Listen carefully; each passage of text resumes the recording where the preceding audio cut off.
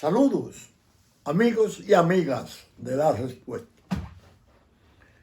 La verdad es que uno a veces en estos días siente la tentación de pellizcarse, porque le asalta la impresión a uno de que es un sueño, un mal sueño, una pesadilla, lo que hemos estado viviendo. Hoy es lunes, martes, miércoles, jueves y viernes. Por 24 dan más o menos cerca de 100 horas. Esa es la campaña electoral abierta en libertad, porque la otra se ha venido haciendo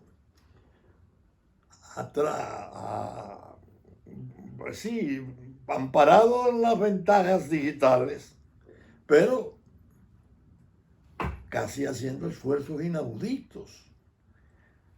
Leonel Fernández se tiró, como dije, a la calle del medio, o al medio de la calle, y ha tenido un contacto que se podría considerar quizás un 60% del que hubiese tenido con todo abierto. El gobierno que ha estado obrando con una mala fe innegable, cuando anunció la tercera fase para restablecer la nueva normalidad, se le presentó el conflicto de que tenía necesidad de una cuarta declaración de excepción. Y el Congreso, él sabía cómo dominarlo finalmente.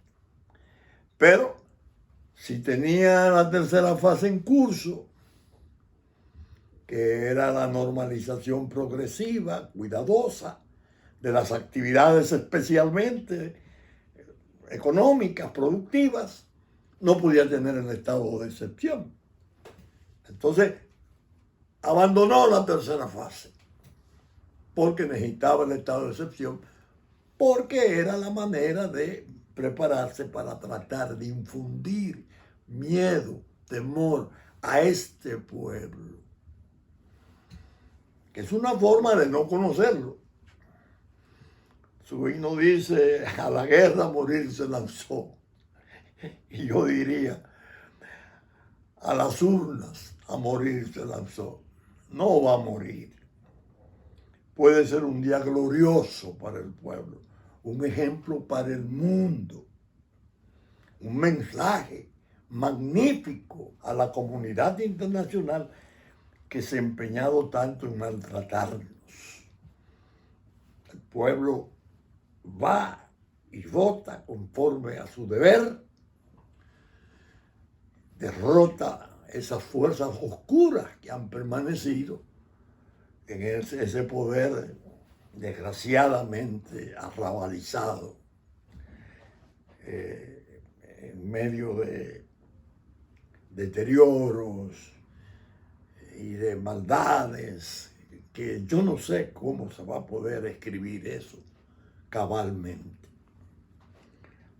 Pero la ventaja, repito, en la que yo confío, es en el instinto del pueblo nuestro, en su sabiduría natural.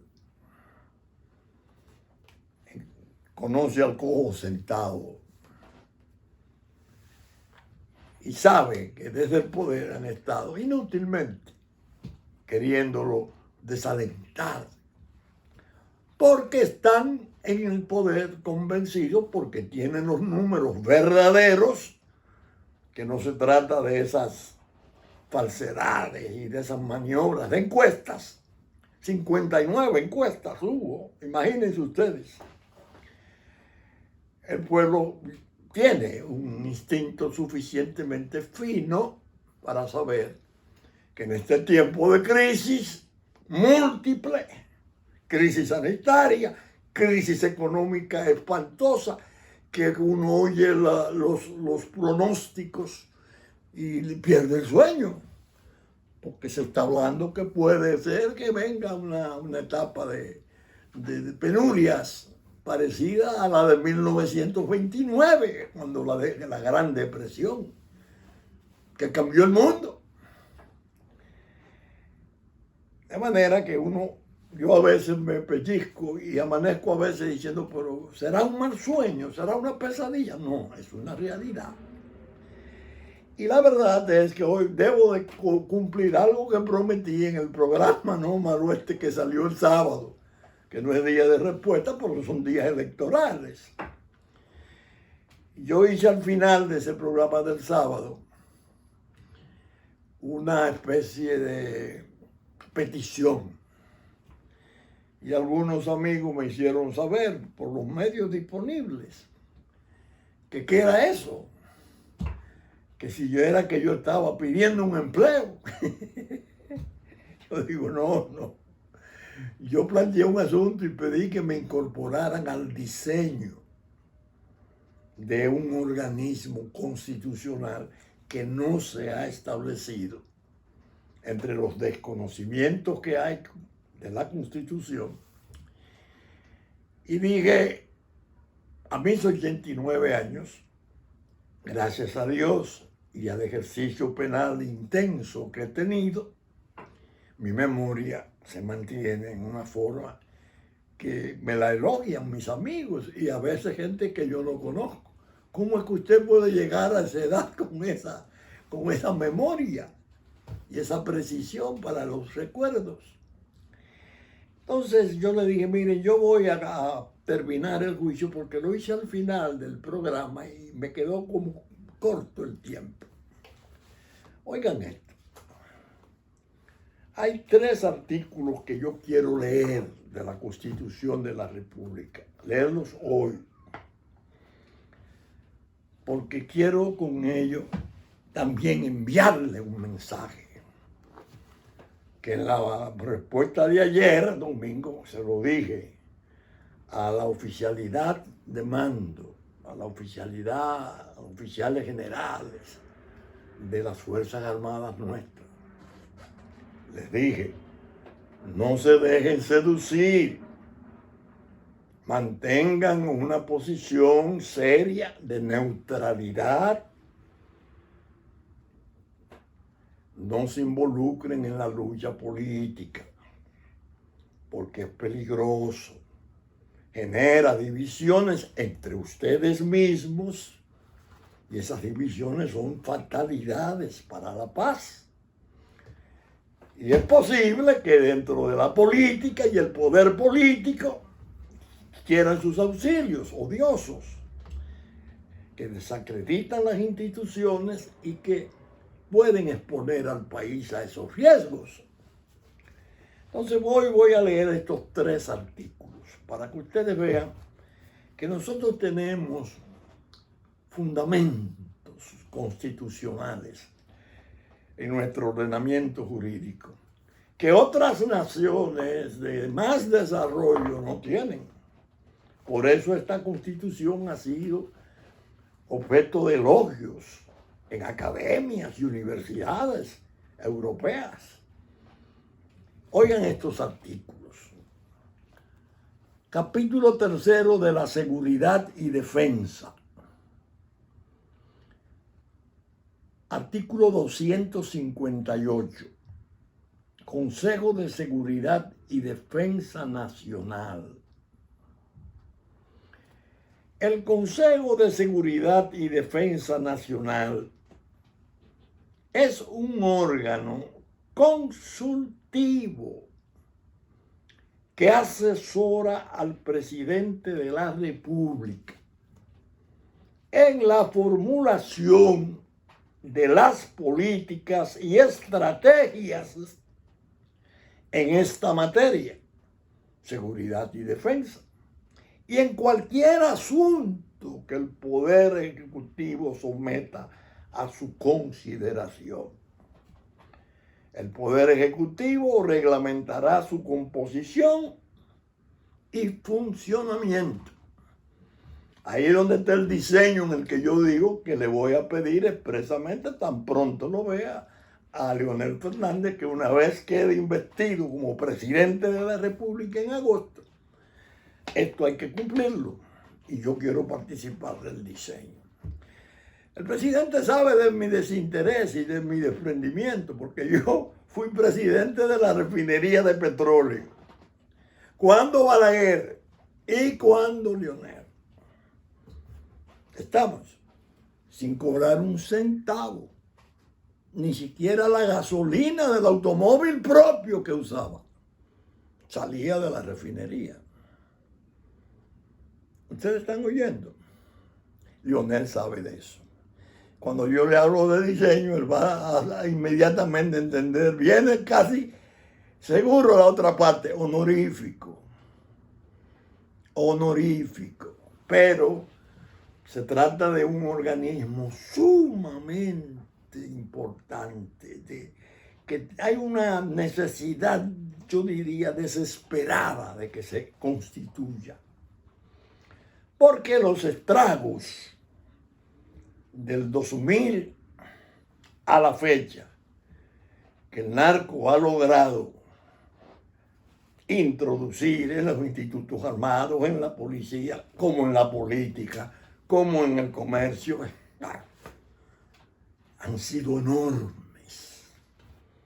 En la ley 5088 sobre drogas hay el Consejo Nacional de Drogas, del cual yo fui presidente 4 años, 96-2000. Pero asesorar al presidente en políticas de drogas, muy ligero, ¿no? Una ley. Esta es la Constitución que lo manda. Que nos permitiría hacer un reajuste e introducir enmiendas, rectificaciones, depuraciones que el país necesita para poder enfrentar y resistir ese auge, ese éxito incesante del crimen organizado en el manejo de la droga. Y sobre todo para atender aspectos más delicados del momento. La cuestión del terrorismo, que tenemos la ley de terrorismo, precisamente el autor de ese proyecto de ley que se hizo ley fue Pelegrín Castillo, el hijo del senador Pelegrín Castillo, hermano del candidato a senador Vinicio Castillo, hijo también del candidato a senador del año 94 del Partido de la Liberación Dominicana. Yo voy a mostrar de una decena de fotos que hay en la familia, 2, porque con ello le quiero dar una respuesta amable a algunos amigos personales de muchos años que han comentado que yo me he dedicado a canibalizar lo que queda de PLD, a destruirlo y desalentarlos y considerarlo como que han tenido una muerte con motivo del desastre de los fraudes desde octubre, que ha dejado de existir la mística. Entonces yo le voy a poner 2 fotos nada más a ustedes. Una, un discurso en el meeting de cierre del 96, siendo yo candidato del Partido de la Liberación Dominicana. 94. Sí. Leonel Fernández, candidato vicepresidencial, y el prócer Juan Bosch, candidato a la presidencia. Ese era un discurso en la manifestación de cierre. Ahora, observen la otra foto, obsérvenla, donde aparece la multitud morada. Y el candidato a senador saludándola. Mírenlo de espalda. Y yo le digo a las bases del PLD, tanto las que emigraron con justa causa a la fuerza del pueblo, como las que han permanecido cautivas, en cierto modo, en el PLD residual que va quedando. Esas masas con ese candidato deliraban. ¿No se le parece así de espalda a Vinicio, el candidato a senador hoy del partido Fuerza del Pueblo y de la coalición nuestra? ¿Se le parece? Entonces, a los amigos que se han encontrado extraños, como ¿por qué que él se fija tanto en el PLD? No, el PLD, un partido que fue el hijo del sueño de ese prócer, con una edad avanzada, yo creo que eran 66, 67 años, salió a fundar un partido. Yo recuerdo su primera experiencia electoral, fue 17,000 votos que obtuvo, 17,000 votos. Y fue creciendo, hasta cuando en el Parque Olímpico, en la manzana de basquetbol, en un acto precioso, confluyó con el adversario de toda la vida, Joaquín Balaguer. Confluyeron en el frente patriótico. Establecieron lo que se vio claramente que era un pase de antorcha, un legado a un líder joven, tan joven que nadie creía que iba a pegar pies con bola, y resultó excepcionalmente preparado, hasta convertirse en un verdadero estadista. Ese legado ha sido traicionado, perseguido. Ese legado dolió y movilizó la envidia y todas las bajas pasiones, el rencor. Y forzaron, a base de fraude y de atropellos y de locuras, que saliera a fundar un partido. Óigame, no ha cumplido 10 meses, creo. Y lo que hay es un verdadero tsunami.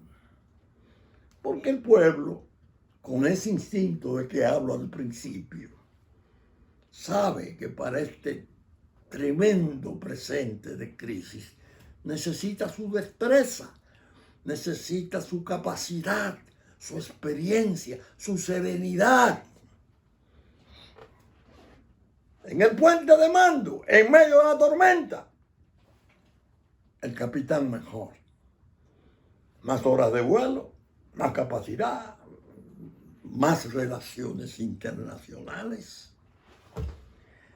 Entonces, esos amigos, que no crean que Juan Bosch, es un patrimonio particular de grupos. Don Juan es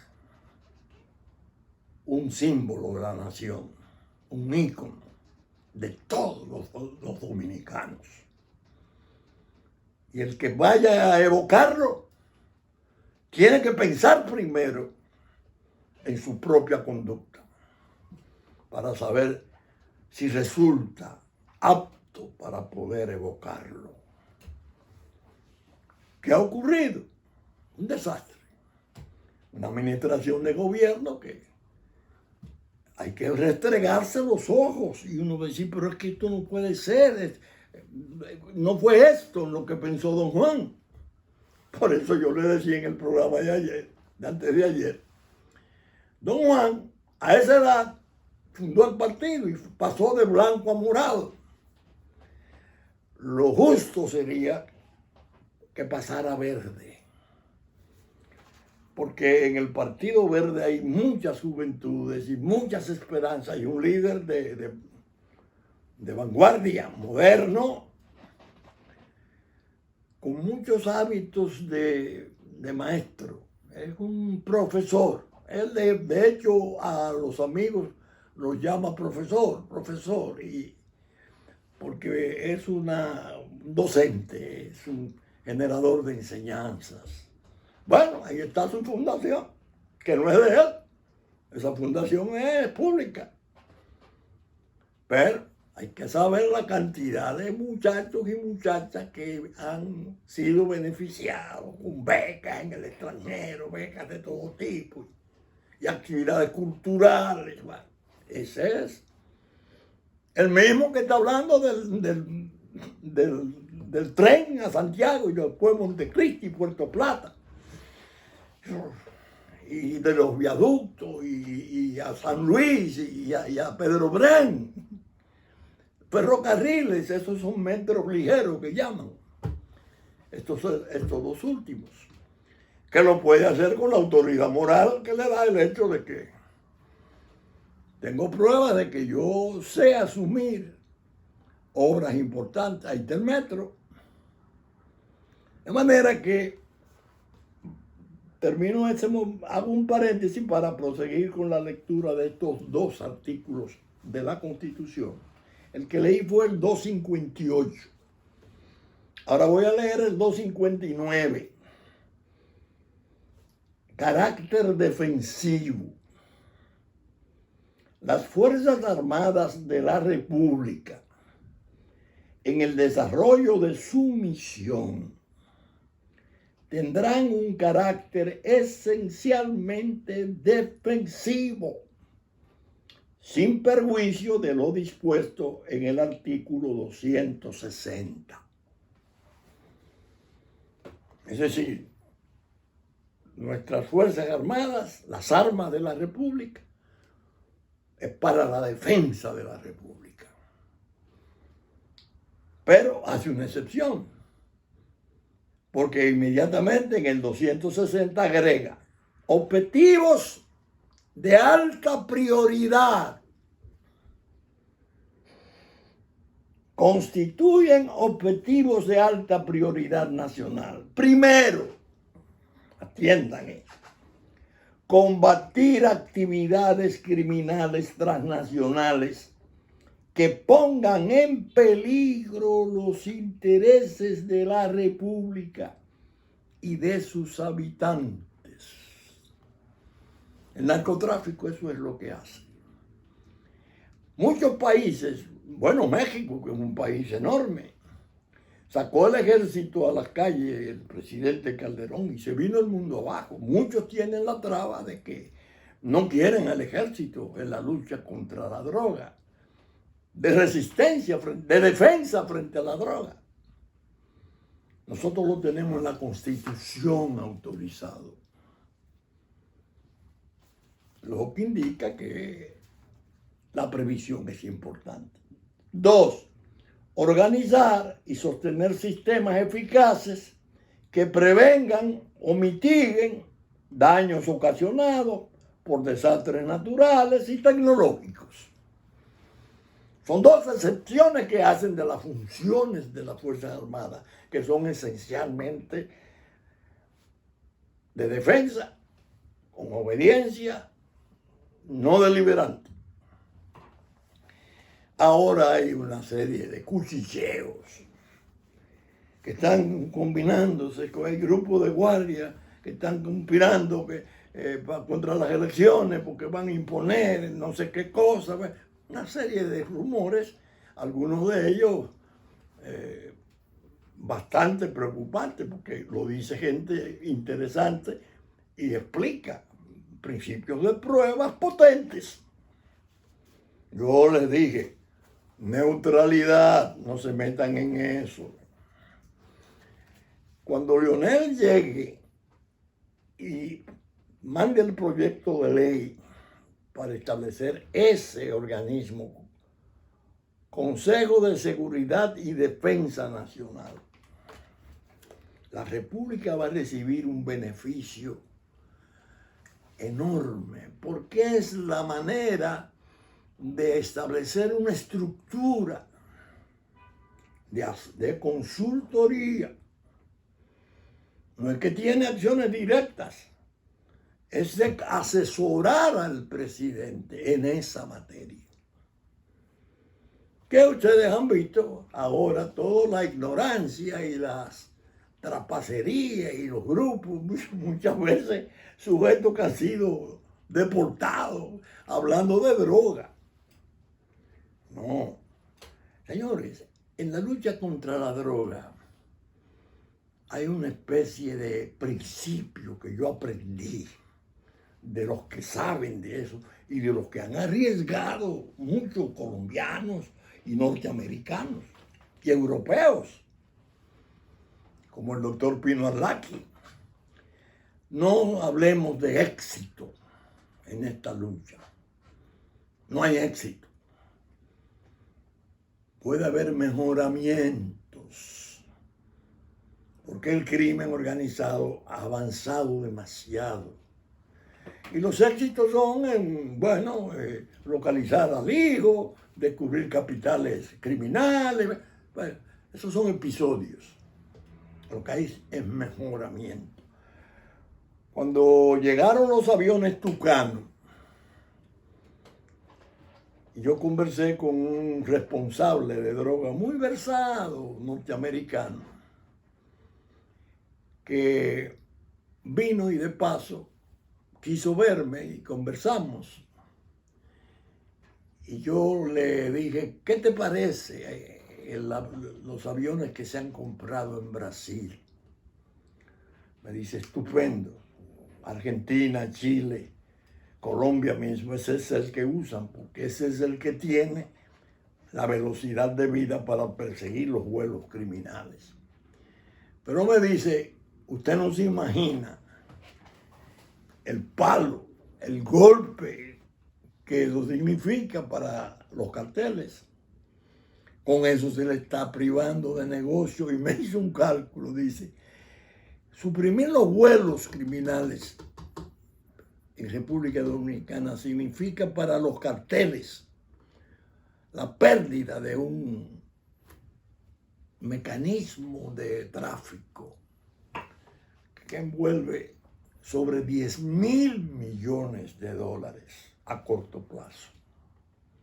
Porque las avionetas venían y se las dejaban en los cañaverales, las tiraban en las autopistas y era un relajo.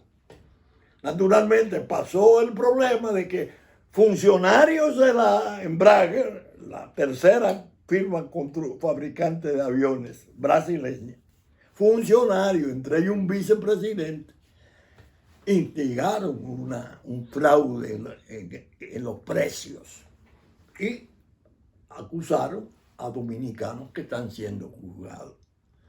Entonces han querido satanizar el papel de esos aviones. Y yo le he respondido al grupo de jóvenes pilotos que tienen esa misión, usando una frase de Churchill, refiriéndose a la batalla de Inglaterra, cuando Hitler estaba bombardeando brutalmente a Londres.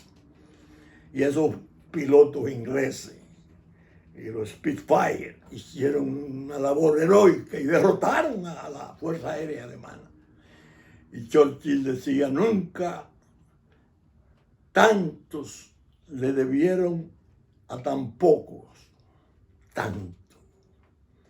Y yo le digo a los jóvenes que están ahí, el hecho de que el Comando Sur de Estados Unidos, en su revista orgánica, el coronel Bosch escribiera un reconocimiento a la Fuerza Aérea, porque había limpiado de vuelos criminales los cielos dominicanos, no es cualquier cosa. Eso es un paso de avance formidable. Después comenzaron a desviarse hacia Honduras, aparecían las trazas de los vuelos criminales, yo las mostraba, eran casi interdiarios. Desde que llegaron los aviones y se estableció la posible persecución y derribo en el paralelo 15 hacia Honduras. Todo yo lo he mostrado. Entonces, ese Consejo de Seguridad y Defensa puede servir para otras cosas, como dice la Constitución. Por ejemplo, yo he estado casi en una forma incesante, pienso a veces que necia, durante 20 o más años, clamando por una jurisdicción nacional especial. Porque sabía, por mi práctica, por mi conocimiento, que la justicia ordinaria no iba a soportar el reto del crimen organizado cuando ya no estaba participando aquí en la droga, no como mero tránsito, sino estableciendo pequeños carteles e intereses de todo tipo. Había jueces formidables. Hubo jueces. Bueno, el juez Severino, una leyenda de valor. La doctora Miriam Herman Brito y otros jueces. Y dentro de los demás jueces que vinieron aparecían espigados. Pero en general, las jurisdicciones quedaban muy débiles, muy vulnerables al soborno o al temor, al miedo. Bueno, ha llegado un caso ahí que anda de droga, que creo que han sido 4 o 5 tribunales que se han negado a juzgar a un sujeto ahí del este, que parece que es un hombre importante en el ramo. Y tiene su mecanismo para hacer llegar sus amenazas. Bueno, no es un empleo lo que he pedido. Es una recomendación, es una consulta anticipada al presidente previsible, más que previsible, de la República Dominicana. Entonces, yo que hacía esos alegatos y demandaba, bueno, lo he contado. Incluso llegué hasta con Leonel Fernández, con Danilo Medina. Danilo Medina me lo aprobó. Mariano Germán, presidente de la Suprema Corte de Justicia, elaboramos el proyecto. Yo pedí que en febrero que se utilizara eso para introducirlo, lo tumbaban. Y es claro, porque son 3 tribunales colegiados y con un tipo de mecanismo de apelación que puede ser diferente al existente, con procedimiento especial, según las regiones. Eso decía el general Rosso José Serrano. Bicho, que es muy franco y muy cordial. Vincho, no me decía doctor, siendo embajador de Colombia en Austria. ¿Usted recuerda aquel avión que derribaron al norte de Montecristi?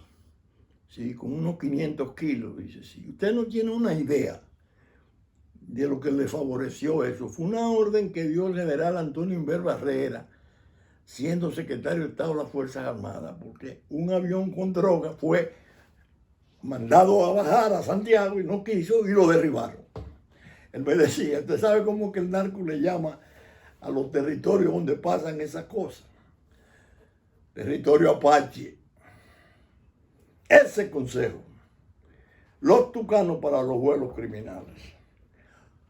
¿Es una manera de complicar el negocio? Claro, tenemos una frontera, desgraciadamente,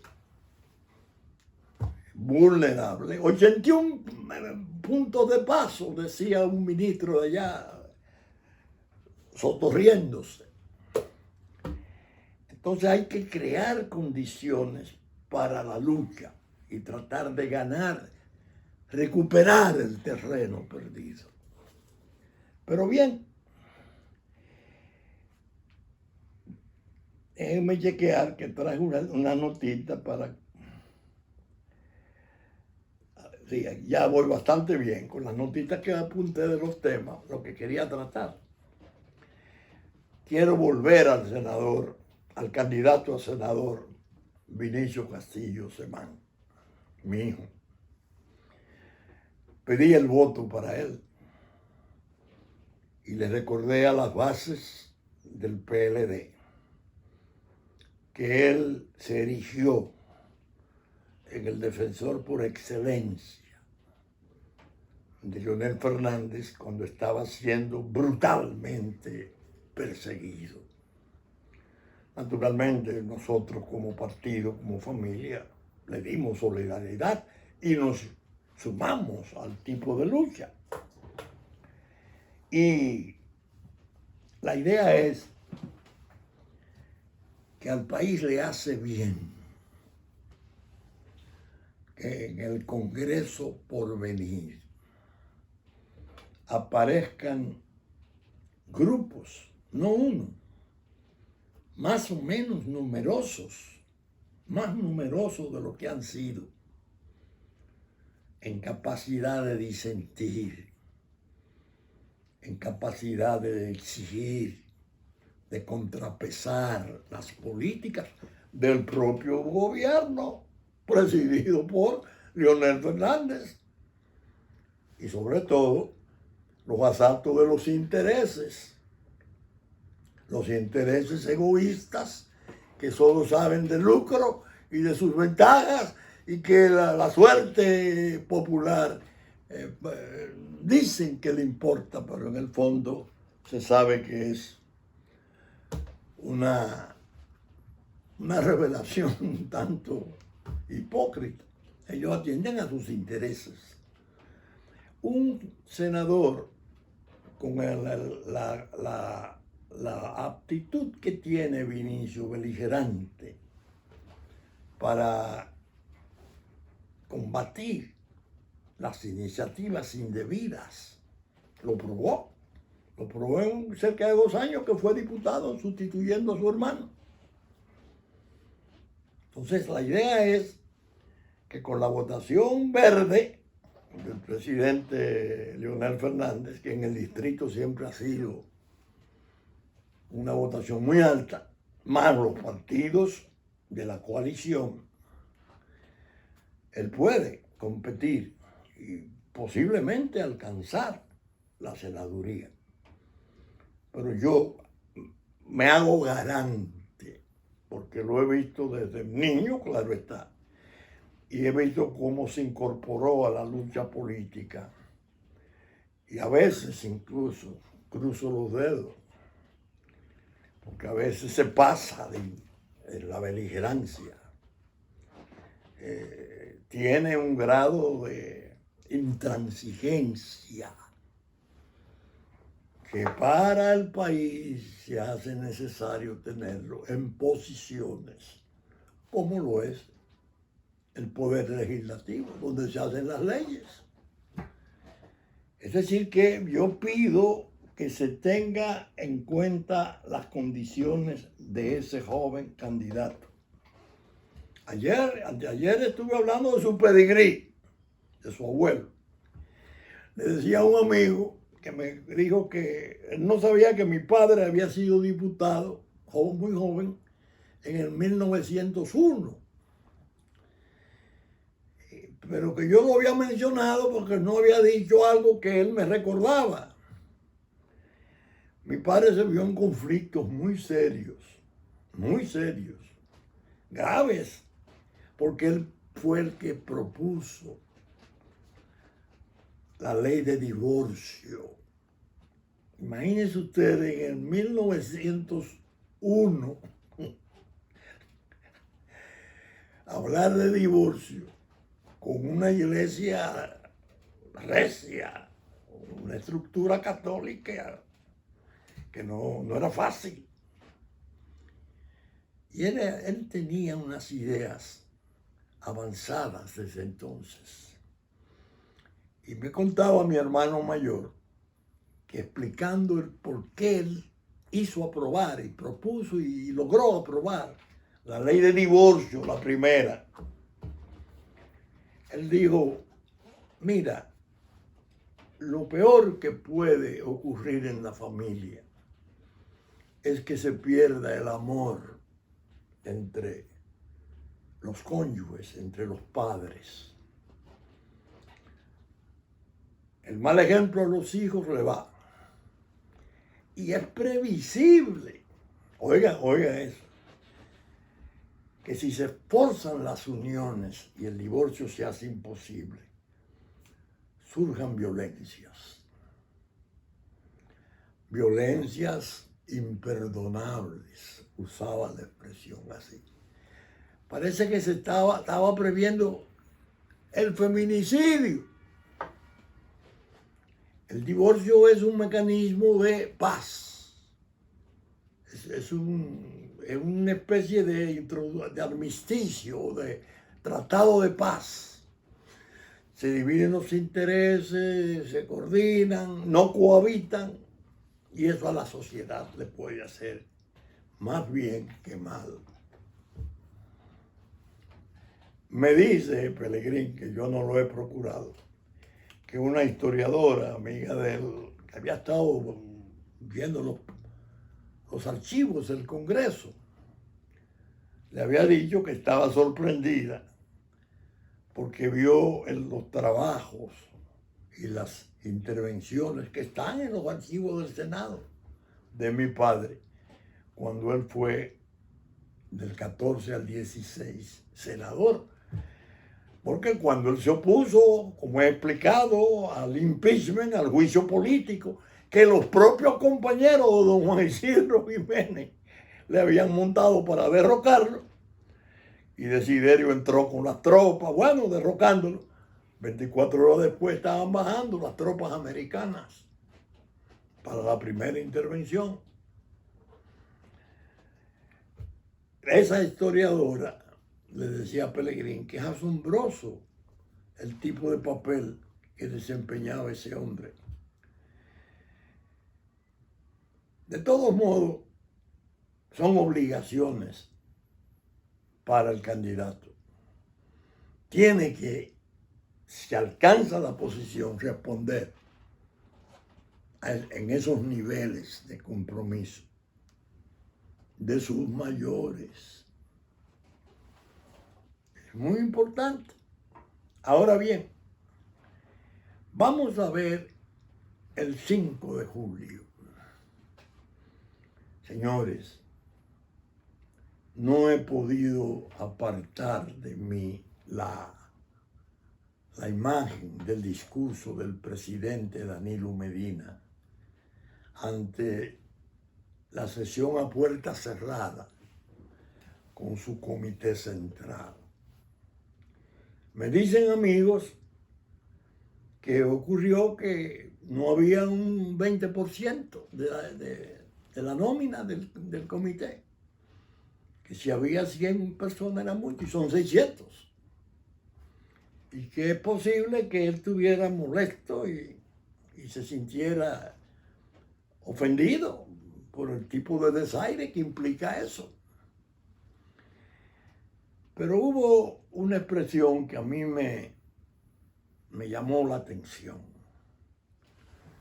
Él dijo, porque así, si ustedes defienden el voto hasta con la vida, fue más o menos, al menos conservamos el Senado.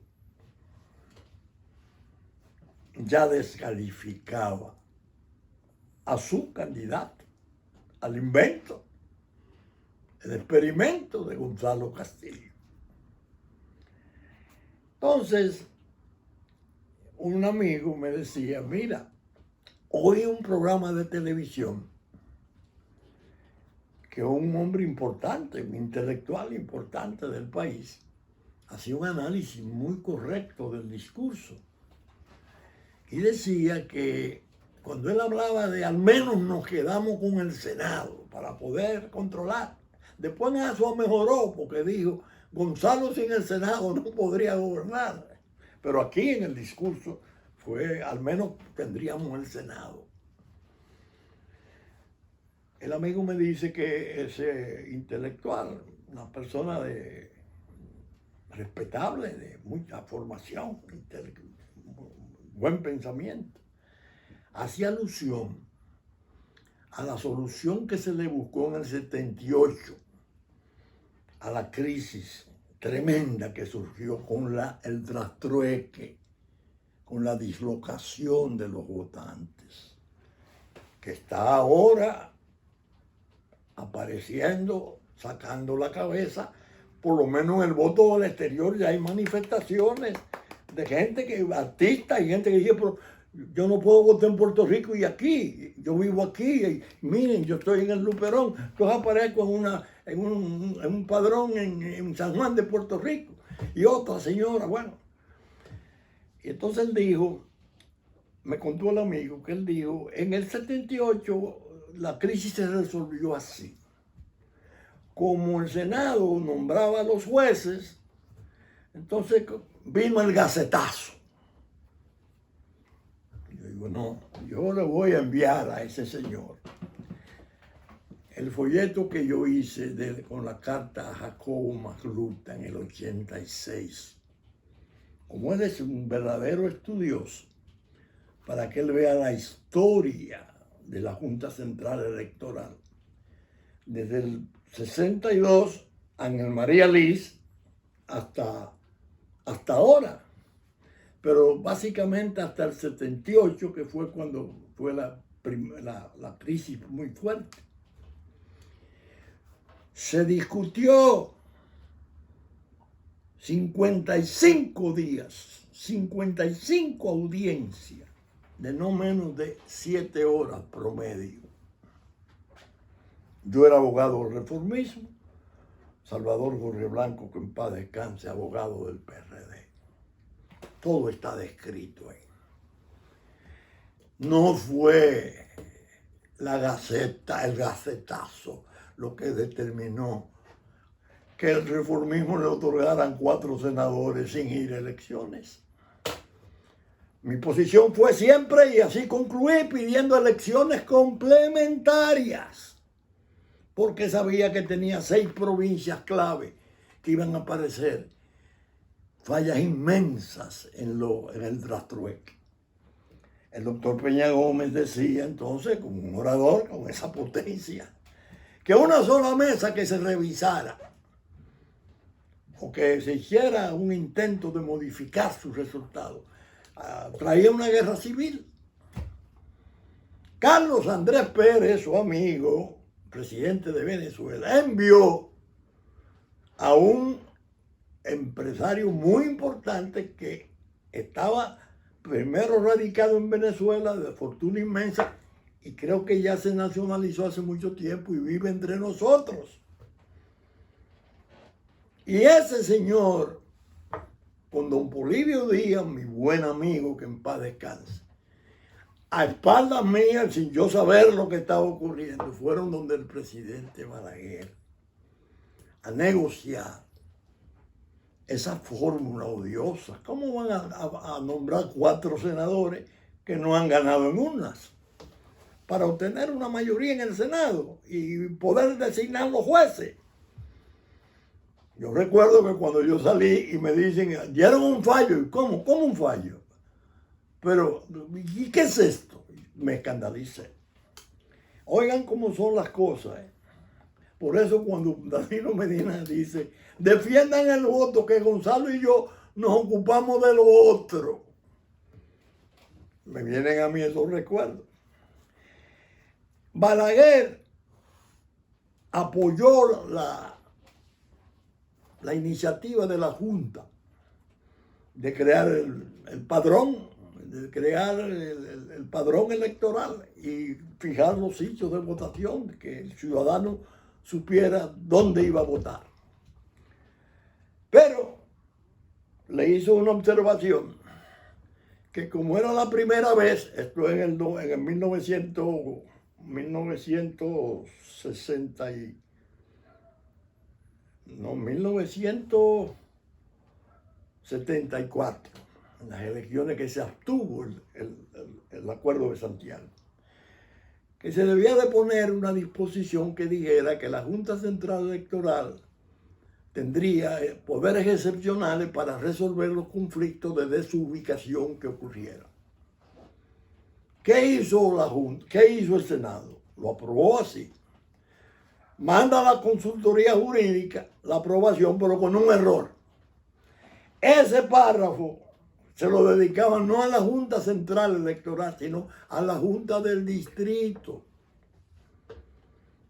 ¿Cómo podía la Junta del Distrito dictar una resolución para resolver un conflicto de unas elecciones en Montecristi? Era como las gacetas se hacían entonces en plomo.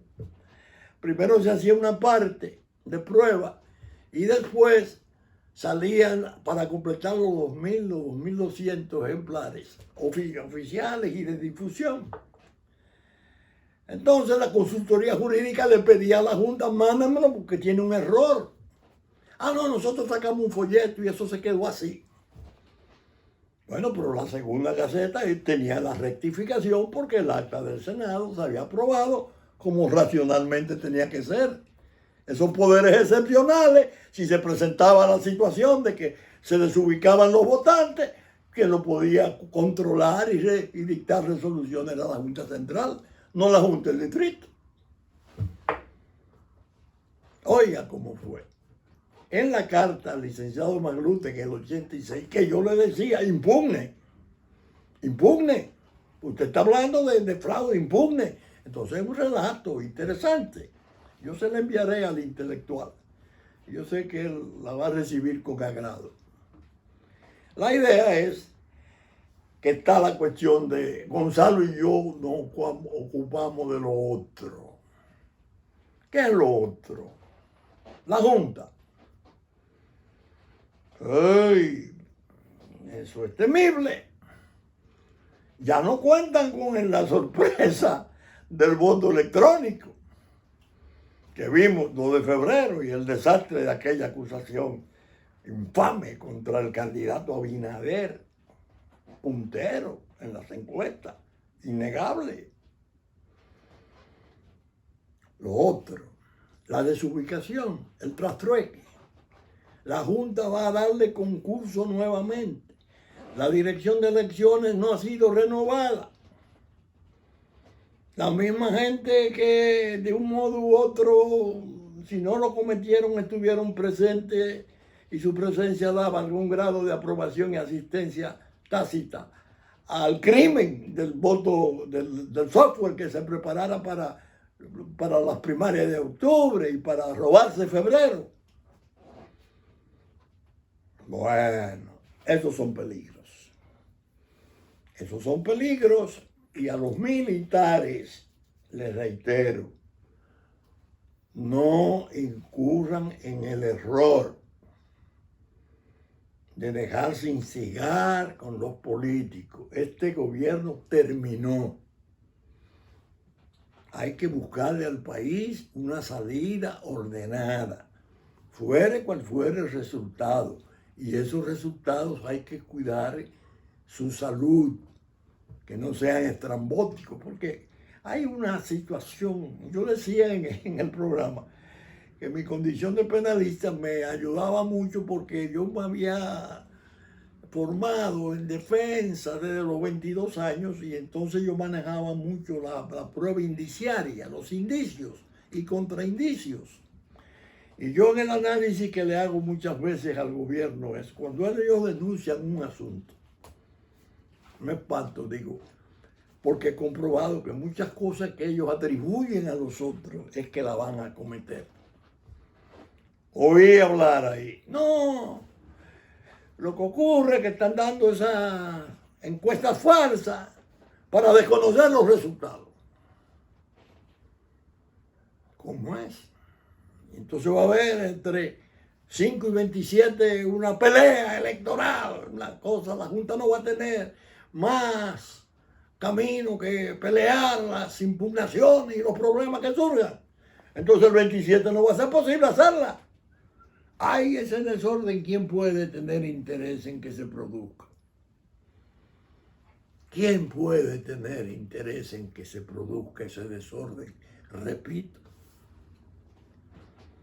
De manera que ustedes habrán observado que vengo con una chaqueta, un suéter de la Fuerza Nacional Progresista, porque estamos a 5 días del cierre de campaña. Yo espero, con la gracia de Dios, estar con ustedes mañana martes a las 7 de la noche en este mismo canal. Continuando mi tarea de orientar y de animar y de advertir y de proteger en la medida que me resulte posible los intereses, los verdaderos y más importantes intereses de la nación. Muchas gracias y hasta mañana, si Dios quiere, en una nueva respuesta electoral.